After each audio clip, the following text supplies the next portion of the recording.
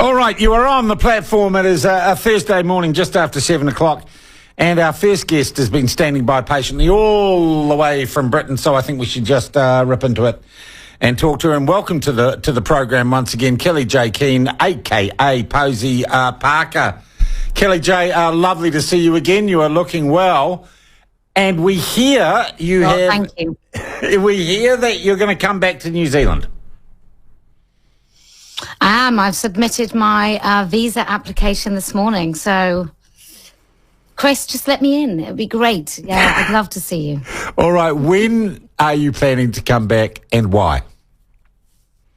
Well, I thought we'd do a Let Women Speak outside of the court case of the tomato soup thrower on the 20th. So I thought it'd be quite nice to just drop in and we'll have a little Let Women Speak outside of the court.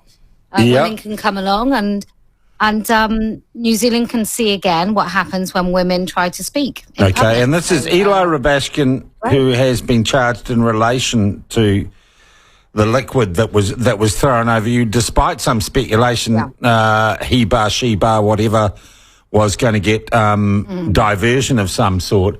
Well, I was wondering when that story kicked around, Kellie-Jay, as the victim of that crime or alleged crime, have you been consulted by the police and kept up to date with what's happening in that case? No, not really. No, I would say that I didn't know about that information until I was told by one of the very brave women that was there that day. But the man, I would like to call him, who assaulted me, doesn't seem to want to leave me alone on social media either. I have been sent nude photos of him and a variety of quite Whoa. material. Back up the bus here. Has Eli Rabashkin been sending you dick pics?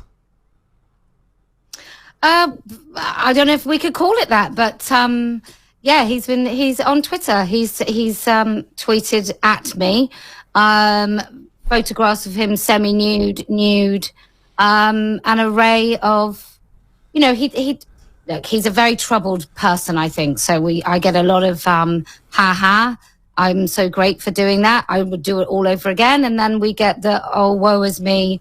Apparently I can't assault people willy-nilly, pardon the expression. I can't assault people willy-nilly without people not liking it very much. So okay, but like has he specifically emailed you or texted you? Or is this all via Twitter? It's all via Twitter, but once you at someone in, that would be considered, in the UK, that would be considered malicious. I think it would too. We have an organisation called NetSafe, Kellie-Jay, which is meant to take complaints and act on stuff like this. Have you made any formal complaint to the police about Eli Rabashkin's behaviour online? We have a very thick file that we are updating the police with all the sort of variety of ways that he's communicated with me indirectly or directly. So, we are updating the police. I really hope that it lends to the idea that he's pretty certain nothing's going to happen to him. And I don't blame him for thinking that, because the way that the police behaved on the day and the way that anybody has even talked about this event is just scandalous. I mean, obviously you're not included in this, but the way your media reported this event was it's just mind-blowing that they think the population of New Zealand is so stupid, and I really hope... But police have done nothing to stop Eli Rabashkin continuing to digitally stalk and harass you. They've done nothing. Well, I don't know what they've tried, but it's not working. I wouldn't like to cast aspersions against the police force, because... Well, we will ask them some questions as to whether or not they have tried to do anything, because... online stalking and cyber stalking is a serious, it's a matter that we're told is serious by police and the authorities, and I just hate to think that it was being ignored. So, Kellie-Jay, you said you'd be on the 20th. That's the 20th of what? That's the 20th of September. September. September. Yeah, that's when he's going to court. Okay. Yeah. Do you need to apply for a visa to come here? Aren't you? You just turn up with your passport and you could?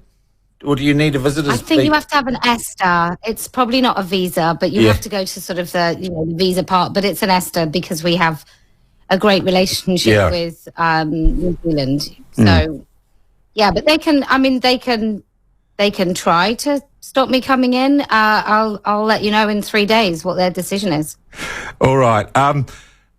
I'd also add that the last person that the government kept out for reasons that they were just a bad lot, Avi Yemeni, the government's actually backed down on that and decided that he can come here and he's not a threat to national security. But the ripples from your visit continue in this country. And after this interview, I'm talking to a group called Family First, who we had on yesterday, who would be described as a conservative lobby group, who have tried to take out full-page newspaper ads for a campaign and a petition they're running called What is a Woman? And the idea of that is you get a petition together and you ask whoever is the next government to make sure that all legislation in New Zealand uses the definition of adult human female that is recognised as the definition of a woman in all legislation in New Zealand. They were told by a few of the big legacy media newspapers they'd run their ad, and then, of course, what do you think happened at the last minute, Kellie-Jay? Oh, no, we can't run your ad. So they have been completely shut down in terms of mainstream media. So this battle continues in New Zealand and this culture war continues. How have things been since your return to the UK? I know you were launching the party. And I, of course, stalk you on social media. I mean that in a light-hearted way, nicest possible way. Is there any movement in this debate, in this contest of ideas around the identification of women and the safety of women in women's spaces? Have you made any progress? I think in the UK we have made the most progress. In fact, we have lost the least ground also, and that's because we were ahead of the game. So unfortunately, the covert, I don't know whether it's because we're such an old democracy or, whether we're quite an old people, but we're quite suspicious of power. So we're always asking what, we don't take it for granted. We're not particularly apathetic. And so we were alert to the changes before any government could sort of covertly just rush it in, unlike other countries. And that might be because you're in New Zealand, you're nice people and perhaps a little more trusting. And I think that probably has changed somewhat since COVID. And I think there's a lot of people both in your country and Australia that they've simply had enough and they've lost all trust for legacy media and the government because they've seen them lie repeatedly. So I think we are a leading force, particularly women in this country when it comes to this. So we're definitely having more conversations. People in power are having more conversations, but it's not good enough and not fast enough for me. But I think in New Zealand, you're going to have your moment. And there are women working very hard on the ground to make that happen. And your good self, obviously. Yeah. Kellie-Jay, on the 20th September, when you come here, are you going to be required to give evidence or you're not being called? I haven't been called. They asked you to make a victim impact statement?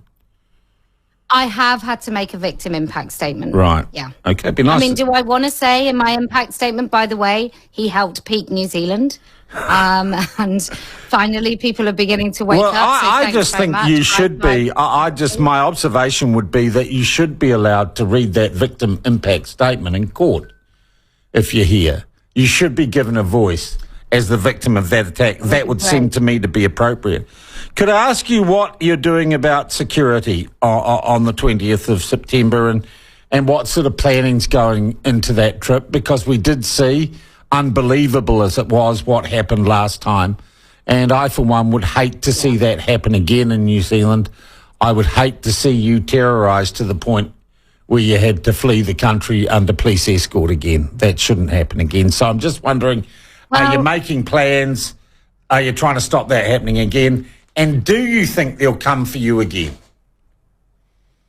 I do think that unless the police come out in force, I do think that they're an entitled mob. Of course they're going to come. I will be bringing security, close protection security from the UK. I understand that the men that the security team that were there the last time, they were great, experienced, but, you know, against a violent, thuggish mob with no police. They had no chance to protect me. And I mean, in fact, that's not even true. They did. They got me out of that very volatile situation alive, and I'm forever grateful. But I think we're going to have some assurances from the police, and I think I'm going to have assurances from those in government, because they were quite happy to condemn on both sides this nonsense. They were quite happy to say, with a straight face, that they were asking. And to be honest, they've said bugger all. They've said bugger all about it since it happened. And our mainstream media say it didn't happen. Look the other way. Chanel Lowell gets Young New Zealander of the Year award from a state-owned bank, etc., etc. And in fact, we had some more stuff involving him and some telecoms companies recently. Oh, yes, I know. Spark. Oh, good old Spark. All right. Do you also realise you're going to be coming here in the midst of an election campaign? So there are going to be tensions and stuff. We've got polling day on the 15th of October, so you're just, less than 3 weeks from a general election. And it's perfect, then, Sean, right? Perfect. Okay, so you're saying bring it on. If I'm part of that, I'm part of that. Oh my gosh, I'm coming the next time I get to New Zealand, I'll be a party leader of the Party of Women. And we are a global constituency of women. We're starting in the UK, but it's going to be global. We're 51% of the world. Well, there is actually, and we interviewed its lead. There's a woman, a former very senior trade unionist in this country and council member of the Labour Party, has formed, Jill Ovens. We've had her on the show a couple of times. She's formed a women's party in New Zealand, and maybe you two could talk about strategy, though. Look, this whole movement, this whole issue is making some very unlikely bedfellows in terms of people from across the political spectrum saying something is terribly wrong here in regards to the way we are defining women and not standing up for women in the country. I'd also like to ask you, you obviously had the truth, right? Sorry. Yeah. You obviously had a huge impact in Australia as well. Do you think they're as bad as we are, or do you think they're making progress on these issues? No, they're not. I think there's some really brave women that have stood up against this, but it's the same thing, right? There's these kids who think they're somehow rebellious, but actually they're not. They're an arm of the state. They're all the same propaganda machine. It's the state, it's the police, it's the judiciary, it's every single institution that we would previously have looked up to as some sort of bastion of truthfulness. And that's what we have. So there's all these rebels who think they're, or rather arms of the state who think they're rebellious. And actually the true rebellious people right now are those prepared to say the truth, which is that a woman is an adult human female. Women don't have penises. Children shouldn't be even called trans. There's no such thing as a trans child, just like there's no such thing as a vegan cat. It's all of these interesting things. And what happened in New Zealand is not exactly the same as what happened to me in Australia, but this idea that if you throw a load of mob kind of incitement or whatever at women, we will shut up and go away, when actually what happened in Melbourne and what happened in Auckland, both those things were supposed to be the most negative, terrifying, awful press for women trying to speak. And actually it's made loads of people go, hang on a minute. Some women were trying to speak, and then these terrible people came out and supposedly supported them, or these wonderful, peace-loving rainbow family came out and violently attacked a load of women. We're not buying it anymore. And so both of those flashpoints, whilst initially were really negative, have actually transpired to be a gift to women who want to tell the truth. All right. Well, I, for one, look forward to your return, Kellie-Jay. What do we call it? The comeback tour. The Albert Park comeback tour. One date confirmed, 20th of September. Thank you very much indeed for your time this morning. And my texts tell me people are lovely. Very, very happy and feeling love towards you. We got lots and lots of texts about how nice it is to hear from you again here in New Zealand. Kellie-Jay, I'll let you get back to it. Thank you very much indeed for your time this morning. Thanks for having me. Lovely to see you. All right, Kellie-Jay Keen there, otherwise known as Posie Parker. She's back here on the 20th of September. One cannot imagine that she is going to run into any immigration or travel problems from this side of the equation.